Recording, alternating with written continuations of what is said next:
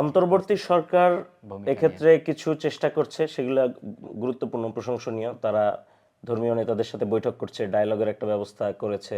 তারপরে বিভিন্ন জায়গায় যে হামলাগুলি হচ্ছে সেগুলির তারা মানে যে আওয়ামী যে অপপ্রচারগুলি ভারত চালাচ্ছে, সেই অপপ্রচারগুলি নস্যাৎ বা ডিবাঙ্ক করার জন্য গভর্নমেন্টের তরফ থেকে এক ধরনের চেষ্টা আছে। ভারতের সাথে একটা কূটনীতি, একটা সমতাভিত্তিক কূটনীতি প্রতিষ্ঠা করার চেষ্টাও গভর্নমেন্টের তরফ থেকে আছে। কিন্তু গভর্নমেন্টের যেই জায়গাটায় খামতি বা যেই জায়গাটায় গভর্নমেন্টের দুর্বলতা এই ক্ষেত্রে আমি বলবো, সেটা হলো যে বাংলাদেশের মধ্যে মাজার সহ হিন্দুদের উপরে যেই হামলাগুলির ঘটনাগুলি ঘটছে, সেই জায়গাগুলিতে আমি বলবো বাংলাদেশের সরকার প্রথমত আইন শৃঙ্খলা দিতে সেখানে ব্যর্থ হয়েছে অনেক ক্ষেত্রে, অনেক জায়গায়।